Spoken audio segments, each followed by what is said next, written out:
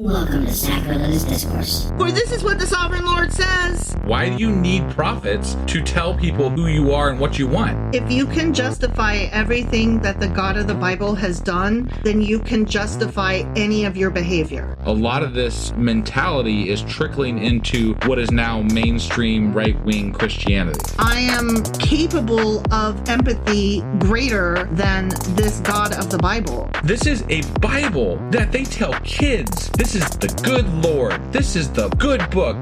He is fantasizing about murder, mass murder. Head over to sacrilegiousdiscourse.com right now to find out how to leave us a review or support us on Patreon.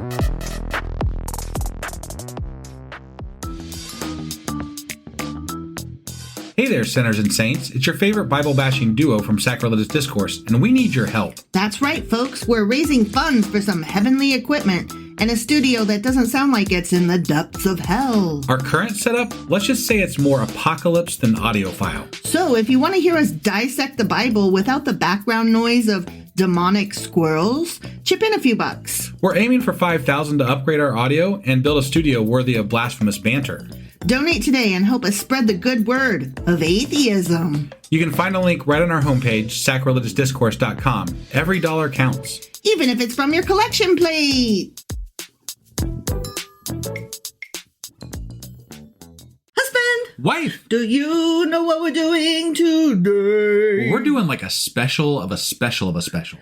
I mean, it ain't that special. It's our first live Sunday. Are you kidding me? We're on Discord. We're live on a Sunday at 2 p.m. Eastern. Okay, but the topic is not that special. But this is fucking special. I mean, I guess if you're Greek, you might find it special. It's all Greek to me. I actually have that in my notes. I took it from you. You did. You stole it. Yeah, it's Greece, baby. Yeah, I think we're gonna, because we've been talking about Greece a little bit lately. We have, and I was getting confused because I know Greece is like great and stuff. Right. And like, I didn't know what time periods everything was happening, like with regard to like, where are we at with the Bible versus the real world? I mean, I could say I said the real world.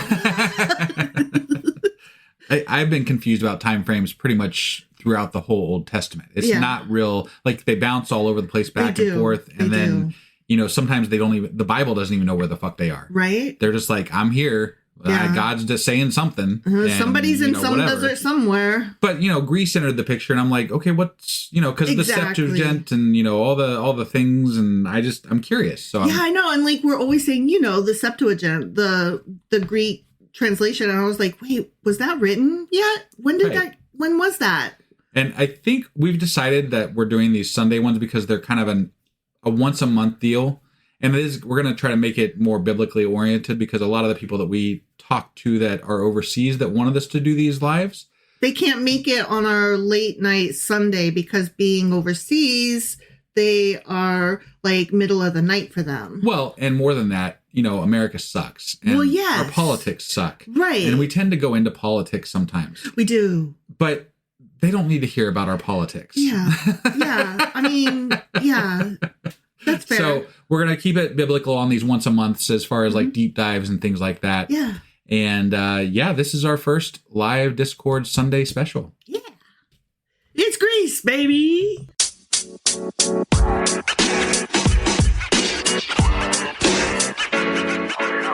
All right. It's Greece, baby. All right. Are you ready for this? Yeah, I'm ready for this. Okay. So with regard to where we're at, right? We were doing the Babylonian exile, and now we're out of the Babylonian exile. Okay. Right? All right. Right? Yeah. We're coming back home. You know, we've got all these prophets talking about shit. Yeah. And they're like, let's bring it all back together now. Yeah. Right? Yeah. So that I felt was a really good time to pick up with, wait, what's happening? Where's Greece? Historical context. Mm-hmm. Yeah. Yeah. Like what's going on in the fucking world right now? Right. Why are we all of a sudden hearing about Greece when we haven't gave a shit the whole fucking Bible so far? Exactly. You know? Yeah. So I thought I would put this in context by centuries. Okay. Mm-hmm. And so I'm going to buzz through some centuries, like 100 years will go by in like 5 minutes. Okay. Yeah. So we're going to start in the 500 BCEs. Okay. Yeah. So we've got in 539-ish, and all of these are like circa, a roundabout. Sure. Like-ish. Yeah. Okay. It's not like they had Google Calendar and like we can just track it back to that specific date and time. If I ever say a hard date, understand, like this is my caveat. Understand that has an asterisk in that there's a C before it. Sure. Circa, a roundabout. Okay. It would have been a lot easier for God to just RSVP people through like Google Calendar, though. I know. If he would have just had them invent that back then, that would have been epic. He could have got them all, into the Babylonian exile real efficiently. They would have known what time to leave and, all that kind of stuff. Okay, stop. You go too far. All right, so I'm going to start at 539 BCE. Okay, yeah. That's when Cyrus the Great of Persia conquered Babylon. Okay, so Persia now rules the former Babylonian territories. Okay, so I went back in time a little bit. Sure. Okay, but this is after the Babylonian exile stuff. No. We're not quite there yet. You said Cyrus the Great, right? Yeah, not Alexander and not just hang on. Listen. Okay. Follow me. Okay. All right, I'm following. So Cyrus the Great of Persia conquers Babylon. Persia now rules the former Babylonian territories, including Judah. Okay. Now, Greece at this time is still a scattered set of independent city-states, not yet an empire. And we're about to learn about big names like Athens, Sparta, Corinth. Okay. Okay. All right. So, Cyrus in 538 BCE. Just for the record, this is after the Babylonian exile. Hang on. No, you said it wasn't. Okay. So. Can you wait? Okay. 539 is when Cyrus conquers Babylon, okay? Yeah. When he takes over, then in 538 BCE, he issues the edict allowing the Jews to return home, and that's the end of the Babylonian exile. Okay, that's the end. I just wanted it started before that, though. That's why I was getting at that. Right, but I was like trying to explain to you, and you were like not.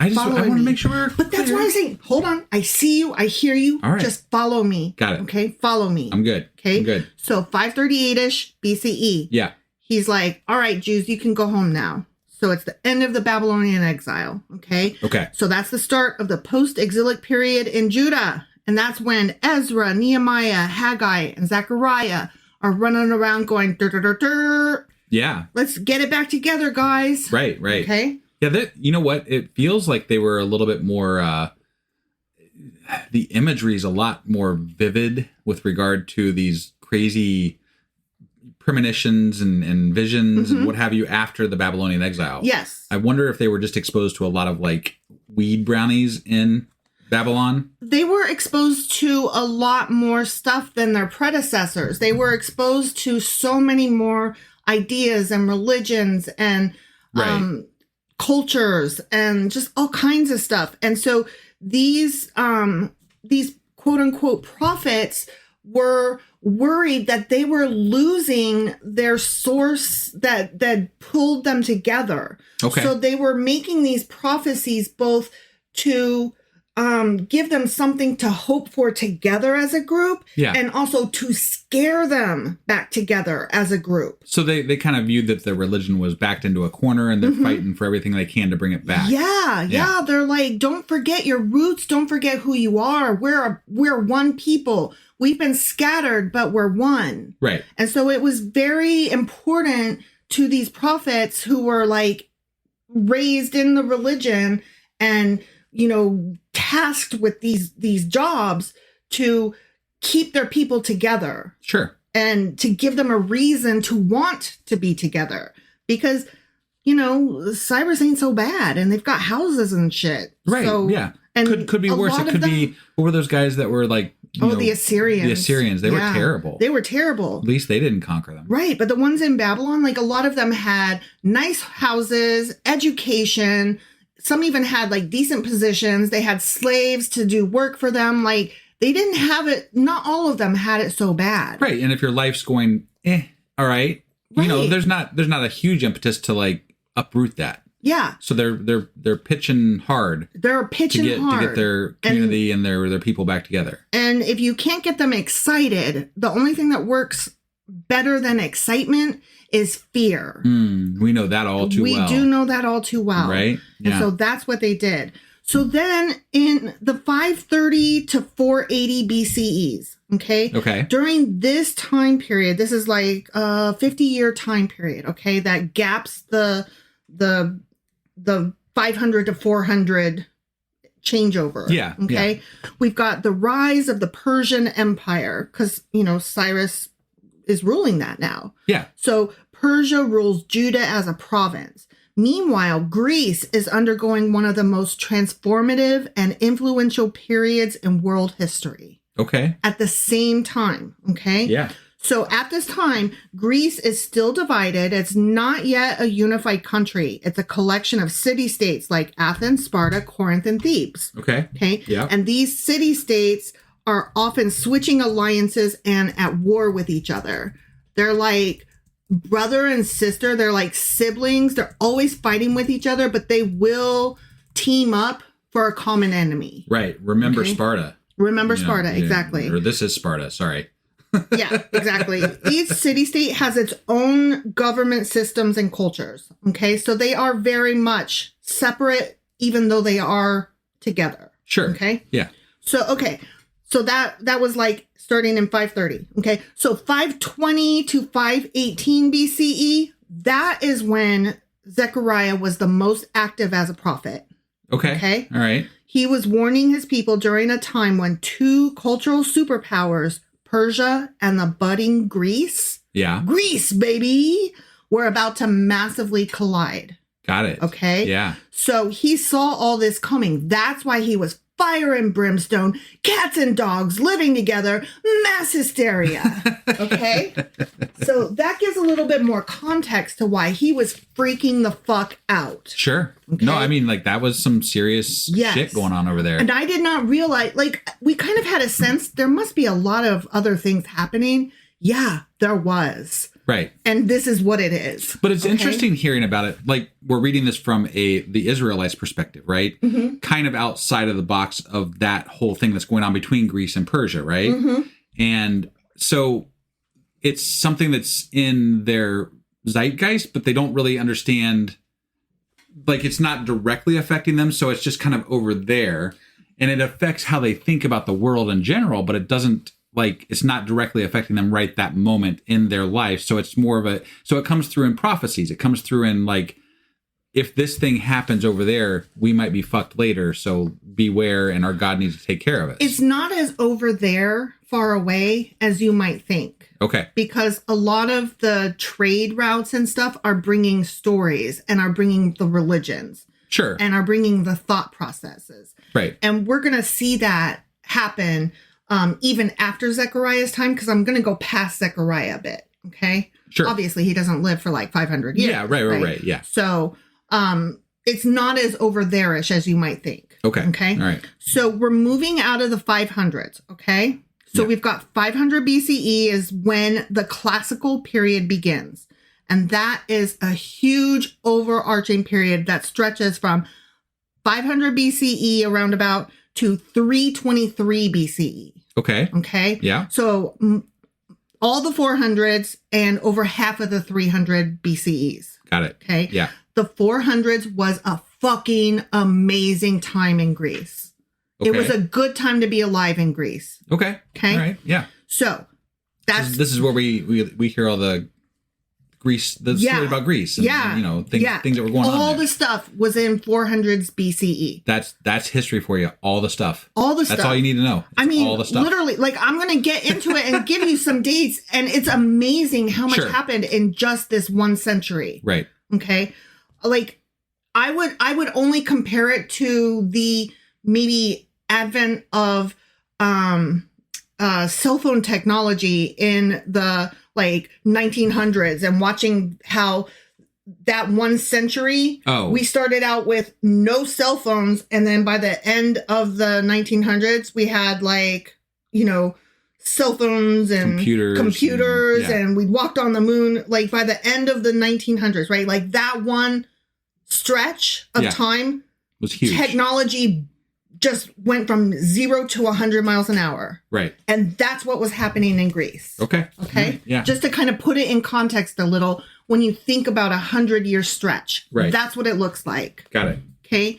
So this era is considered the high point of Greek culture. We've got philosophy, drama, art, science, and democracy all flourishing. Yeah. Okay. Mm-hmm. The Greeks don't have an empire yet, but the seeds are there. Okay. All right. So in 490 BCE, that's the start of the Persian Wars. You know, Cyrus the Great. Yeah. He's not doing as great. Okay. So the Persian Wars helped forge a collective Greek identity. Do you think they changed his name to Cyrus the Meh? The Mid. Well, remember I told you that like these city-states, like they were like siblings, that they would fight amongst themselves, but they would like come together for a common enemy. Sure. Yeah. Kind of like what's happening in Canada right now. Like Canada is kind of dispersed. Like they have different language pockets in Canada. Yeah. Like Quebec is more French, and like other parts of Canada are not so much, right? Sure. And like they didn't really have like a combined patriotism, but then like America was like, I'm gonna make you the 51st state. And now Canada is like, bitch, elbows up, love Canada. Canadians have come together and they were like, don't even a little bit. Like there is nothing like a common enemy to suddenly make a surge in patriotism. And that's what happened in Greece. Okay? Got it. I just, when you said it's like Canada, I'm like imagining them warring between, you know, Alberta and no, Quebec, they weren't and warring, but they Ontario, did. and I'm like, wow, what's going on up there? I missed something. They weren't warring, but they did like have a lot of the same, more laid back, but a lot of the same conservative versus progressive ideas that we did. Like they did have those issues up there. Sure. We didn't hear about them because they weren't to us as big a deal. Because ours were like in your fucking face with red hats. Yeah, it was a completely different version than what the U.S. is dealing with. Right. But yes. But for them, it was a big deal. Sure. You know? Sure. I mean, the fact that they don't agree on stuff is like Canadians disagree with each I guess other. I missed a beat when we went from comparing, you know, things like Sparta fighting people to Canada. But I didn't say lost Sparta. the thread there. You're talking about Sparta. I'm not talking about Well, Sparta. that's what was in my head. No, you know? I'm talking about various city-states that are like siblings. Sure. Okay? Yeah. They don't always agree on everything. And sometimes, like, in the case of Greece, they fight amongst themselves. Now, yes, in Canada, they don't fight amongst themselves. They merely say, hey, what? Okay? But they come together for a common enemy. Sure. I'm also trying to, like, draw parallels so that people can kind of get a sense of, like, comparison. Okay. Okay? All right. So, anyway, combined forces for one single enemy. Right. Okay? Yeah. So, we've got a collective Greek identity all of a sudden because they're like, fuck those Persians. Right. They're not getting us. Yeah. Okay? So, this set the stage for the Athens Golden Age. Okay. Okay? Persia, don't forget, that's the same empire ruling Judah, tries to conquer Greece. And Greece is like, not even a little bit. Right. Okay? Yeah. So this is 490 BCE. We get the Battle of Marathon, which, not the Marathon gas station. Right. Right. Or the one you run. Not the marathon that is a race. Right. Not that one. No. But Athens, there's your Athens, okay? Yeah. Defeats a much larger Persian force. Okay. And they're like, fuck yeah, we did. Was this the bit that we saw in the movie? No. 300? No. No. No. That is coming up. Okay. Okay. That is Athens, not Sparta. Oh, okay. Yeah. Sorry. Okay. So in 480 to 479 BCE, so 10 years later. Yeah. Okay. We've got the Battle of Thermopylae, and that's 300 Spartans and allies heroically resist Xerxes' army. Okay. Okay. All right. Battle of Salamis. Salamis? Salami? Sure. That's when the Athenian navy delivers a crushing blow to Persia. That's really weird to think of a navy pre, modern era. Like I don't hardly even think of people having boats back then, but they were fighting on the water even back. They sure as fuck were. That's and crazy. Yeah. I mean, if you think about it, like all of the Homerian epics. Yeah. No, they had boats, but they didn't have fucking cannons, did they? I mean, like, what you just like jumping from one ship to the other? You swimming over to like, poke holes in their bow or what? They had gods and goddesses. Oh, okay. Yeah, all right. Magic. They just toss some magic from from one ship to the other. Yeah. Okay. So the Spartans beat the Persians. Now the Athenian navy beats the Persians. The Persians aren't having a good day down there. They are not having a fucking good day. Yeah. Okay. Yeah. And that's after the Persians got beat in Marathon by the Athenians. Yeah. Okay. They're not doing good. Okay. Greek influence floods near the ancient Near East. Okay? As it would. Because they're kicking ass. If you're beating those assholes into the ground, they're like, oh, these guys obviously got some power, so we their God is good. They're doing all right. Including Judea. Yeah. Right. Yeah. Yeah. Okay, so the people in and around Judea are increasingly exposed to all these international ideas via trade and via all of the war stories, like what's happening? Have you heard about my uncle and blah, blah, blah? Right. Okay. Zechariah was writing during this rising Greek arc. Okay. So it's coming up. Yeah. And he's like, fuck those fucking Greeks. Well, and maybe more importantly, the part that we're getting into now that happens later was during that Greek arc, probably. Mm-hmm. I mean, that we don't know exactly, but it was definitely written after the Zechariah time frame. So yeah. So then we've got 460 to 430 BCE. Okay, and so after those Persian Wars, this is when Greece enters its golden age. Okay, this 30-year period is the golden age. Because they came together for war and then they stayed together because, defense. Because they beat that ass. Yeah, right. Yeah. So we've got philosophy, drama, art, science, and democracy. Yay! Okay? Yeah.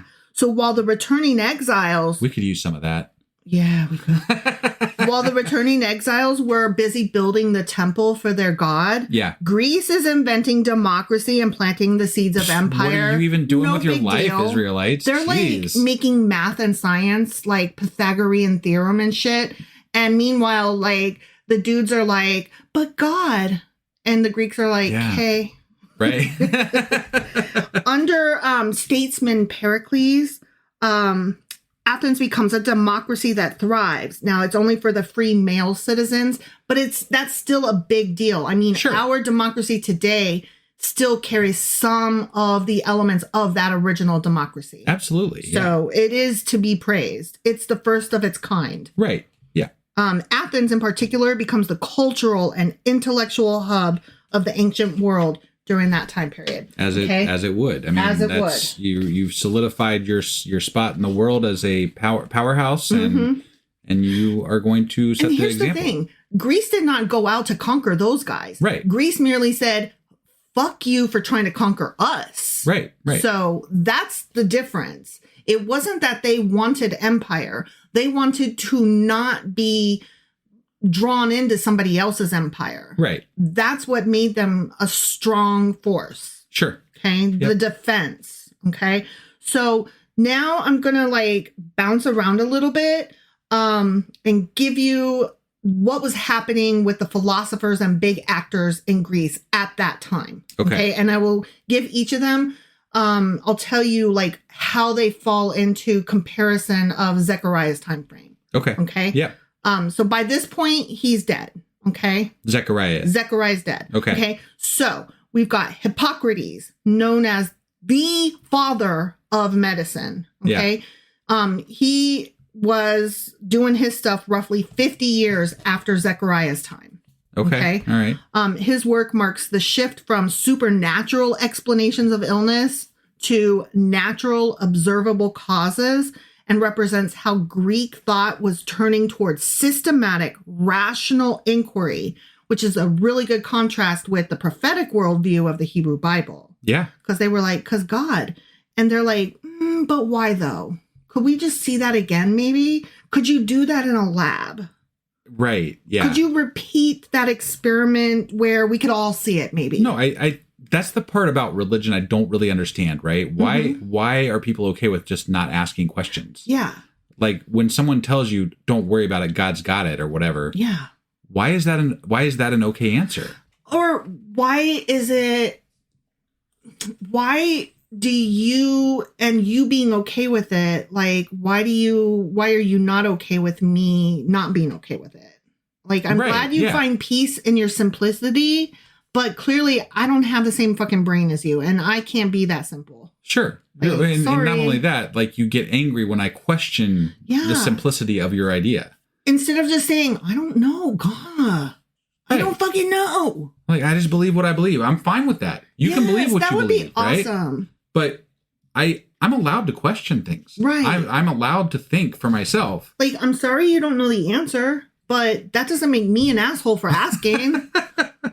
Okay. That's just it. It doesn't apply to anything else in the world except for religion, right? Yeah. If you were to ask something about, well, why is that the case? About something that was like pertinent to your safety or whatever, people wouldn't question why you're questioning. Right. But all of a sudden you question a dude who like makes people from thousands of years ago follow him around as a smoke cloud. And they're like, don't question God. And I'm like, why? That's weird. Why all of a sudden with this are we caring whether I question something or not? Right. Oh, okay. So obviously the famous Hippocratic oath is attributed to Hippocrates. Yeah. Or his school. Maybe not him particularly, but it might have been his school. Sure. Okay. And it was probably only formalized a bit later. Right. So the Hippocratic oath is what you're talking about. Yes. Yeah. Right. So, okay, that was Hippocrates. Okay. Yeah. Now we've got Herodotus, who is often called the father of history. So we just had the father of medicine. In the same century, we've got the father of history. Wow. Okay. Yeah. He was writing around 60 years after Zechariah's time. Okay. Okay. Yeah. So he wrote his major work, Histories, and that covered the Greco-Persian Wars, the rise of the Persian Empire, and the various cultures he encountered, including Egyptians, Scythians, and Babylonians. Okay. Okay. Yeah. So he was like writing as things were happening. He was recording history in its time. Which was a new phenomenon, kind of. Yes. Right. And that's why he's called the father of history, because he was recording events as they occurred. Right. And I would say probably, well, at least based on our experience through the Bible, it oftentimes was either a political rewriting or an embellishment that happened hundreds of years later. And politically influenced. Yeah, politically influenced. And most of the current writings were just journals or some type of a speech or something like that. Yeah. So. Yeah. But this guy was like actually writing history. Right. And he's the father of history. So we've got the father of medicine. And then 10 years later, we've got the father of history. Same time period. Very cool. Yeah. Okay. We're not done. No, not even a little bit. We've got the Socratic method happening. Oh. Socrates, known for asking probing questions to expose contradictions. This was about 70 years after Zechariah. Okay. So you see, we're like every 10 years, we've got another like mastermind. Right. Just genius. Okay. Yeah. Socrates didn't actually write, but his student Plato preserved his teachings. And we'll get to that dude in a minute. Yeah. Socrates was executed by drinking hemlock in about 399 BCE. Well, shit. For allegedly corrupting the youth and impiety. Yeah. Okay. Corrupting the youth with logic. I see. Yeah. So there was definitely not a large amount of acceptance for this at the time, right? At least in some levels. We appreciate them better today than they did during their time, obviously. But still, yeah. So then, this dude Thucydides, roughly a generation after Herodotus, which is the father of history, and about 80 years after Zechariah, Thucydides is called the first modern historian. Okay. For his emphasis on cause and evidence as opposed to divine intervention. Okay. Yeah. So his major work, History of the Peloponnesian War, covered the conflict between Athens and Sparta as it was happening. Really neat. Mm-hmm. Yeah. His work is much more analytical and less mythic than Herodotus even. So we've got the father of history, and then he took those ideas and ran with them. Generation later, we've got Thucydides as like, you know what? Let's take even more magic out of it. Yeah. Yeah. So, I mean, this stuff is just like, this is all the same century. This is amazing. Yeah. Okay. Yeah. Okay. Then we've got Aristophanes, roughly 90 years after the Babylonian exile. Okay. Okay. Yeah. He was the master of old comedies in Athens. So his plays give us a window into Athenian democracy, war weariness, gender roles, and how Greeks used humor as social and political commentary. He was like the Saturday Night Live of his time. And like that mixed with maybe like the Daily Show.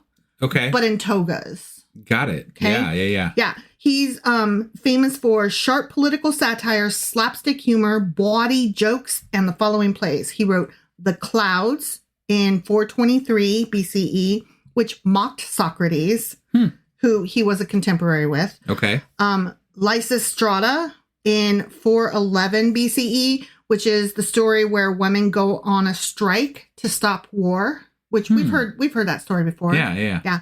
And then the last one, The Frogs in 405 BCE, which is a parody-packed trip to the underworld. And I want to read it. Interesting. I've heard of the other two. I've not even heard of The Frogs. Yeah, I want to either. read this play. Yeah. Like, I need to read this play. Right. Okay. So he's a big deal. Okay. Uh-huh. So then we've got Plato. Okay. And he's roughly 100 years after Zechariah. Okay. Okay. Yeah. He's a student of Socrates. He wrote his shit down. Yeah. And he recorded much of what we know about Socrates. He founded the academy, the first academy, like capital A, the academy. Got it. Okay. Yeah. The first institution of higher learning in the Western world around 387 BCE. Wow. He made college. That's awesome. Yeah. Yeah. Plato bridges transition from classical city-state era to the coming age of empire. He was a key figure in shaping Western philosophical and political thought. He wrote The Republic, which we've all heard of, very important piece. Right. And that piece explored justice, the ideal state, and the philosopher king around 375 BCE. Okay. Okay. Yeah. So I mean, this fucking century. It's a lot of shit going on. Yeah. We've got the Parthenon was built atop the Acropolis of Athens, a marvel of architecture.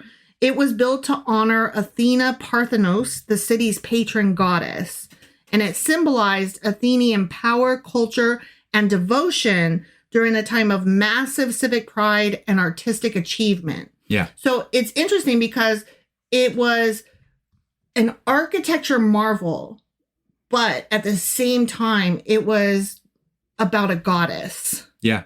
So they were still combining the two, but using all of their logic and stuff to try to make it work. Right. They wove it into the whole fabric of what they were. Mm-hmm. And that was about 80 to 100 years after Zechariah's prophetic activity. Sure. That's when the Parthenon was built. It strikes me that, the ideas that permeated this time frame with the Grecians. The Greeks. Thank you. These ideas have pulled through time. Mm-hmm. Like democracy. Yeah. The Hippocratic Oath. These ideas the have math, all sciences, philosophies, permeated histories, modern societies, Mm-hmm. right? And even across cultures, even. Yeah. And it just feels like this culture that is being formed that we're talking about Mm-hmm.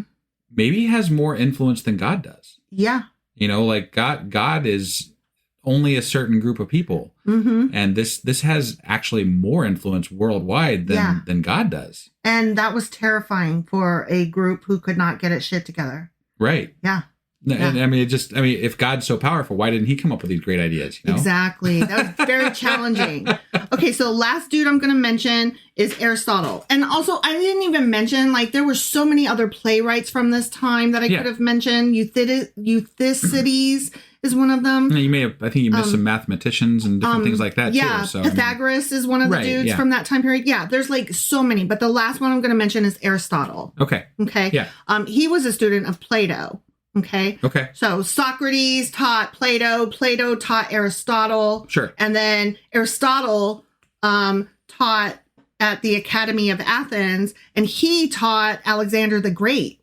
Oh, wow. As a teenager. Interesting. Around 343 BCE. Okay. Yeah. So, these ideas are just getting passed down in this century. Right. Okay? Right.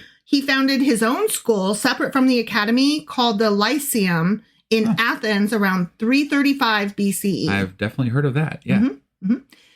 He made foundational contributions to and shaped Western thought in science, biology, metaphysics, logic, ethics, and politics. Wow. His work deeply influenced not only Greek and Roman intellectual traditions, but also Islamic, Jewish, and Christian medieval thought, making him one of the most important philosophers in world history. Yeah. This was about 150 years after the Babylonian exile. Right. Okay. I mean, this is some steep competition for gods. Yeah. You know, like you've got all these big time thinkers with all these ideas and all these philosophies and ways of changing the world, right? And instead, some cultures are still arguing over, you know, which fucking foods to eat and which clothes to wear. On what day of the week. Right. Because which god will be It just happier. makes it seem so fucking small. You know? Exactly. And I don't know how gods pulled through this, but it seems like it shouldn't have. Yeah, no, but, totally. You know, obviously they did. Yeah. So what do I know? Womp womp. Right? Yeah. Yeah. So those were all happening. And I know that is past where we're currently at as we're reading the Bible. Yeah. But this was all brewing at the time. Sure. You know what I mean? So I feel like... And it's not that far past. It's not. It's not. And that's why I didn't mind going ahead even further a little bit. We haven't even made it to Jesus yet. No, I know. And I kind of wanted to get an idea what was happening in Greece in the lead up to Jesus. Sure. Yeah. Okay. So next we're going to talk about the 300 BCEs. Okay. Okay. Right. Very brief. Yeah. I have titled this one, Alexander is so fucking great. Okay. You know, because Alexander right? Yes. And he learned from Plato. So how could he not? He did. Right. Yeah. Yeah. Wait, was it Plato? That's right. I think you got it. It was Aristotle, I thought. Yeah, Aristotle. My bad. Yeah, Aristotle. Yeah. Aristotle learned from Plato. Sorry, skipped the dude. All right. So in 431 to 404 BCE, we've got the Peloponnesian War. That was a super long, brutal conflict between Athens and Sparta. Okay. And that sucks. Yeah. Because Sparta eventually won, but the entire war weakened all of Greece. Well, sure. It's an internal conflict, you know, like that's not going to be good. Internal conflicts are bad, as we Americans know. This paved the way for the Macedonian dominance coming. Okay. Okay. All right. In 359 to 336-ish BCE, we get Philip II of Macedon. Okay. That's his reign. Got it. Okay. He united most of Greece under Macedonian rule through diplomacy, warfare, and strategic marriages. Got it. His rise marks the end of the independent Greek city-states and the beginning of the pan-Hellenic imperial ambitions, which is a huge shift in Greek and world history. Yeah. Okay. So the golden age is over. Right. But the ideas cannot be killed, obviously. Sure. And so now Philip is ruling this really smart place. Yeah. Okay. Yeah. Dude planned to invade the Persian Empire, but was assassinated in 336 BCE just before he could launch the campaign. Oh, damn. And we kind of have talked about this before when we did a special episode over Alexander the Great because the Jews revered him. Yeah. Do you recall that? Somewhat, it was yeah. When we were doing like from the stories and tales. Yeah. Jewish stories and tales and stuff. Sure. Yeah. So his son, though, in 334 to 331 BCE, Philip's son is Alexander the Great. Okay. And he took up the Persian conquest after daddy's death. Got it. Okay. So and obviously, because of, you know, who we know more, he must have done a better job. He did. He conquered most of the known world at that time. Sure. Persia, Egypt, parts of India. I mean, wow. Yeah. That's why they call him I've looked at Great. his track before, like where he all went in the world to do his conquering. I'm like, you don't even have vehicles, and you were all over the fucking place. He was pretty fucking amazing. Yeah. I mean, how could he not be, though? He was raised on Greek ideas. Right. Well, and I think more importantly than that, like he was a conqueror, but people, like you said, like the Israelites revered him. Like he was Because oftentimes not a horrible conqueror. He was less a conqueror and more a historian and a culture gatherer. Right. And that's not to take away from the fact that he was still spreading war and killing people. He was, but he was also spreading ideas. Sure. And it's thanks to him that so many ideas prevailed throughout history. No, absolutely. So this ended the Persian rule over Judah. Okay. So no more Persian rule over Judah. Yay! Yeah, Judah's free, I guess. Right. So Judea becomes part of the Greek world at this point. Okay. Because that, Alexander the Great is in charge now. Yeah, and you're not going to fight that dude. Nope. So Alexander spreads Hellenistic culture all over the fucking place, including Jerusalem, and he blends Greek with Persian, Egyptian, and Indian influences. Interesting. Yeah. So he's got like the best of all possible worlds, like everything cool and smart and pretty and yummy. Take a little bit from here, a little bit from there. Yeah. Whatever. It's good. He's tossing all of these cultures and ideas all over the place, mixing them because, that's what he wants. Right. He doesn't want to rule the world. He wants to have everybody combined. But I thought everybody wants to rule the world. No, that's a song. So this explains how Greek ideas, language, culture, and philosophy later flood into Jewish and Christian thought.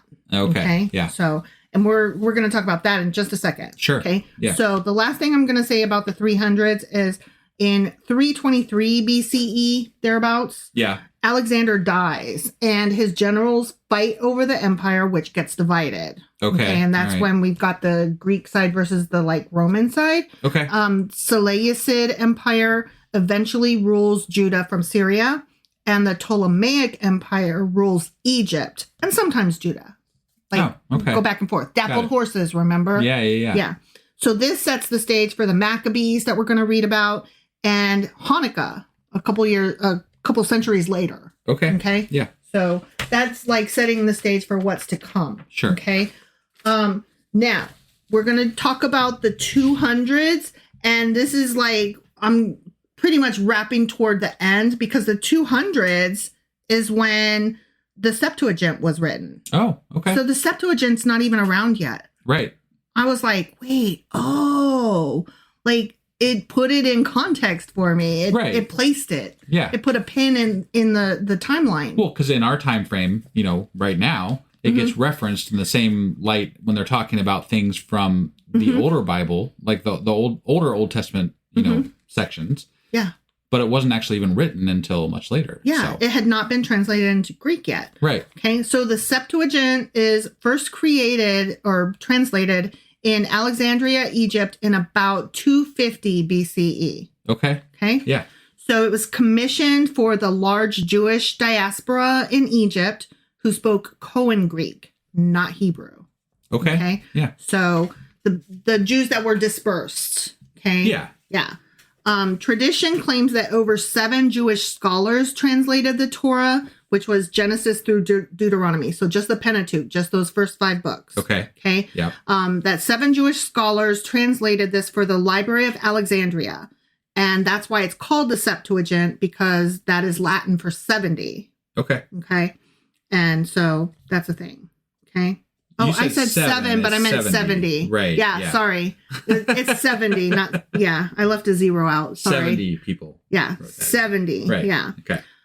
It was aimed to preserve Jewish scripture for Greek-speaking Jews and to integrate it into the wider Hellenistic world. Sure. The version was used by early Christians, including the writers of the New Testament, who quoted that even more than the Hebrew version.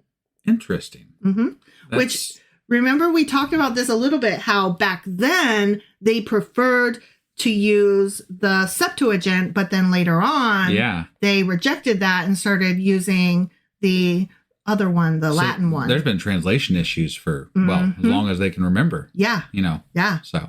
Yeah. Which can't muddle things at all, Okay, so they used, they used the Septuagint because that's the language that they were speaking at the time, right? Right. But they rejected it later because of what I'm about to get into. Okay. Yeah. This shows how the Greek and Jewish cultures were blending during the Hellenistic period after Alexander the Great's conquest, and it marks a shift in Jewish identity. They were no longer just temple and Torah, but diaspora, language, and philosophy. Okay. Because it was translated in Alexandria, some Greek philosophical ideas inevitably seeped in through language choice, conceptual framing, and interpretation. Yeah. Okay. And that's why later they were like, oh, remember how we were using that because that's the language we spoke? But this other translation, the Latin one, actually is more accurate. So anyway, fuck the Greek one. Accurate is such a weird word. It is. When you're talking about, things that didn't actually happen in the first place. But let me give you some examples here of why they rejected it. Okay. Later. Okay. Yeah. And I'm not getting into the rejection thereof. Like that comes way later. Sure. Okay. I'm just telling you why eventually they do decide to do that. Okay. Translators often chose Greek philosophical terms that carried broader conceptual meaning than the original Hebrew. For example, the Hebrew word for wisdom becomes Sophia, which in Greek philosophy, especially Platonism, Plato, it's not just knowledge, but divine reason, cosmic order, truth.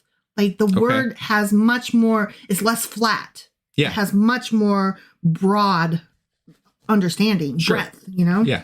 Okay. Another example, the Hebrew word for word is often translated using logos, which is a very loaded Greek term meaning reason, logic, divine ordering principle, which is later central to Stoic philosophy and is even used in the Gospel of John. Okay. So the word choice even was like lending to more, they're trying to make it a little bit more sciencey and believably. Sure. Okay. Sure. So the Septuagint sometimes shows a move toward abstraction aligning with Platonism. God is described in more philosophical, less anthropomorphic ways than in the Hebrew original. Okay. And the Hebrew Bible is very the Hebrew Bible's very earthy, personal God, like walking, regretting, those kind of things. Right. It's softened in the Septuagint, where God appears more eternal, immutable, immovable, unchangeable, and transcendent. Closer to Plato's, quote, form of the good, or Aristotle's unmoved mover. Oh, yeah. Yeah. That's an argument. Yeah, right? That is definitely an argument. So you can see why word choice is going to change your thought process, and that matters. Yeah. And so later on, Christians were like, I don't know about all that. Right. I think we liked our old God. Yeah, we like our fire and brimstone. This guy is a little too over there, and we can't interact with him as much. But as you were going down that list, there's a lot of things in there that I could pick out kind of on a broader sense of what Christianity is today. Mm-hmm. And I could say that some of those ideas still get cherry picked out of that to be used. Definitely. And which is saying, I don't know. There is no right answer when it comes to religion. So, or translation. Yeah, because it's not true. It's merely You're taking fairy tale beliefs that have been lost in time and translated into the ideas of different peoples and the way their thought processes worked at that time, and then redone again. Sure. And with as many different versions of religion there are today, and even within those religions, the differing ideas amongst the people that believe that religion, these are very much, whatever you like about that religion, you just make that happen. Exactly. I like that bit. Ooh, that one's good. Yeah. Like religion today is more like a spiritual buffet. Yeah. Which I appreciate. As we like to say in the atheist community, cherry picking. Yeah. And it's true. They're because there's so much confusion over which translation, what the actual translations mean, the different cultures that they belong to. There is, even within this, fictional story about God, there are so many different ways to interpret that. And that doesn't help their cause. because it's so fractured. It's so fractured, and there's not a right answer, which we've talked about many times. Like, why hasn't God come down and clarified? Right. Because if there is one answer, why hasn't this been touched for as long as it's not been touched? Like that's ridiculous. Yeah. God should clarify to somebody. Totally agree. If he were real, which he's not. Right. Exactly. Exactly. So, I lost my place. Hold on. Okay. So Proverbs and wisdom literature, especially like the wisdom of Solomon, which is part of the Deuterocanonical or apocryphal book. Yeah. Like not in the actual Bible. Okay. These sound a lot like Stoic or Platonic teachings. Okay. The soul's development, self-control, moderation, wisdom, the righteous path leading to a eternal reward, and the fool's path leads to ruin. Got it. So we're talking about the basics of good versus evil and ethics. Right. Yeah. Like being a good person puts you on a good path and what it means to be a good person. Yeah. So those are very Greek thoughts. Yeah. But again, those have permeated modern thinking into the religion too. Greek thought emphasized universal truths over tribal or national identities, which I appreciated that statement. Sure. The Septuagint subtly shifts from ethnocentric God of Israel language to a more universal God of all. And that prepared the way for the spread of Judaism and Christianity in the Gentile world. Okay. This fits Hellenistic ideals of a world community governed by divine reason or law and sets the stage for the rise of Christianity, which would build even more heavily on this fusion of Jewish ideas being translated literally and conceptually into the Greco-Roman world.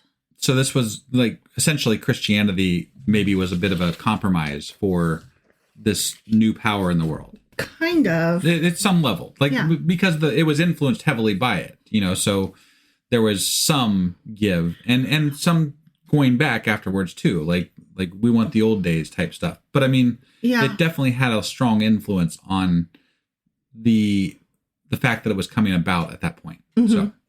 Yeah. So now we're leaving the 200s, and I only have a couple more points to make because we're so far removed. Yeah. Like we're approaching that zero Jesus line. Yeah. Right. In 198 BCE, that's when the Seleucids took control of Judea. Okay. Okay. So that's like Greeky. Okay. Sure. 167 to 160 BCE, that's the Maccabean revolt. The Jews rebel against Hellenistic oppression, and we get the story of Hanukkah. Okay. Okay. Yeah. And then in 63 BCE, that's when Rome enters the chat. Okay. Okay. The Roman general Pompey conquers Jerusalem. Greek rule fades. The Roman Empire begins. And centers of learning shift to places like Alexandria in Egypt, where the famous library stood. Okay. Okay. Yeah. And so I'm going to end it there because that's Rome. And I don't want to talk about the Roman Empire. We don't want to talk about Rome. No. What happens in Rome stays in Rome. Well, today is about Greece, baby. Because that 100-year period, just like, holy shit. Yeah.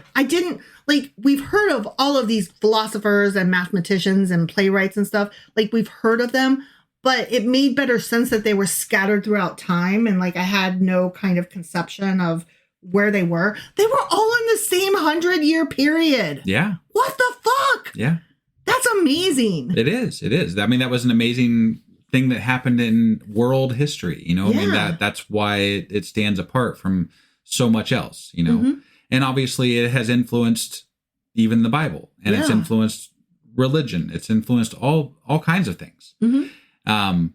And all of the transition from, the Old Testament to the New Testament and Christianity, this happened in that world, so that it's very relevant to what we talk about. Yeah. And I'm sure that we'll talk about it again. Oh, I'm sure. That's why, even though, again, this is past where we are in the Bible, it still gives us an idea of where we're headed. Sure. And why we're headed there. It's not entirely past where we are in the Bible. We have touched on the Maccabean revolt before. There are sections that we've read earlier that do go into this time frame at some level. Sure. So, and there are some stuff that's adjacent to the Bible that we might get into between the Old Testament and the New Testament that will cover some of this too. Yeah. So it is relevant, and it does set the stage for where we're going to be transitioning to soon. Yes. And I think that's why we felt it was important to cover this. Yeah, I was really excited. I was like, what do you think? I'm going to do Greece, baby. And you were like, what do you mean? And then I told you, and you were like, are you going to make it relevant? And I was like, yes, obviously. You make me sound like an asshole. Well, you are. But, okay. But that's okay, because I'm a dum-dum. I'm a potato head. You're an asshole. I'm a potato head. And together the two, I don't know where I was going with that. Yeah, I don't either. I love you, though. Yeah, I love you, too. See? So, I think that's all we got today, right? I'm done. You're done? Yeah. We got to go get some food at my mom's. I know, right? Yeah. Like, I always feel weird saying happy it's not Memorial Day because it's not happy. Right. It is Memorial Day. We're going to go get some food because it's a long weekend, and it is our anniversary. It is our anniversary too. Yeah. Well, we call it tomorrow, but yeah. And we think it's 18 years. We always argue about this because we got married twice. You say argue like... No, it's not an argument at all. We're not arguing with each other. Fuck. We're like, we don't remember. Somewhere between 16 and 19. We don't know. Right. We've been together for a long fucking time. It's definitely less than 20 and more than 15.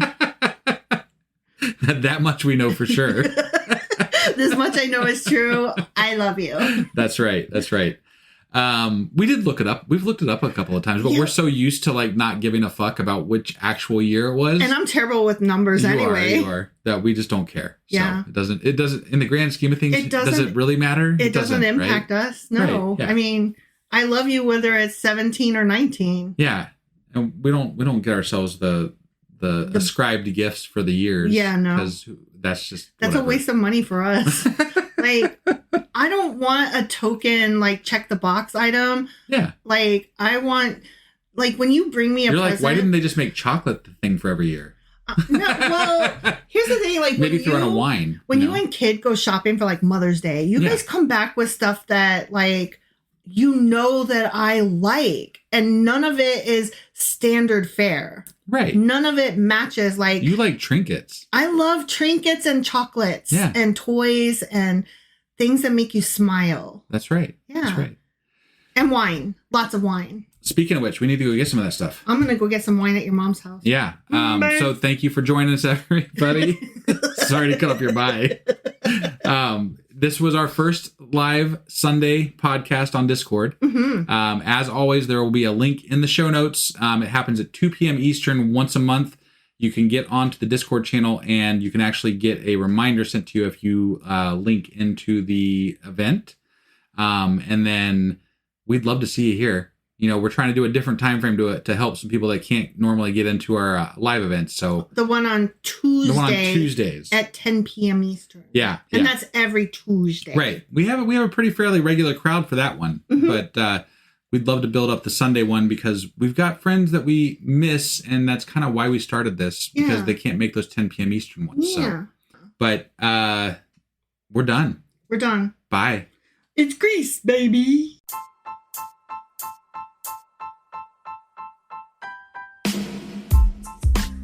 Hey, wife, I guess that's the end? But husband, that's just sad. It doesn't have to be. We are on lots of social media platforms like Twitter. Our handle there is sacrilegious_D. For D's nuts. Oh my God. Stop doing that. Anyway, we're also on Facebook, Instagram, and Pinterest. There's a link to all of our social media sites at our website. Ooh, we have a website? Yeah, it's sacrilegiousdiscourse.com, where you can also find a link to our merch shop. We have a merch shop? Yep. We have podcast-themed clothing, mugs, notebooks, and more, as well as an atheist and science-themed products. Wow, our fans should really go check that out right now. Definitely. They can get in touch with us by sending an email to sacrilegiousdiscourse@gmail.com. But before they do that, we could really use some help. Oh yeah? With what? Well, it's not free running the podcast, and we need some financial support in order to get better equipment, which will free up time so we can concentrate on our podcast and our fans. Okay, so what should they do?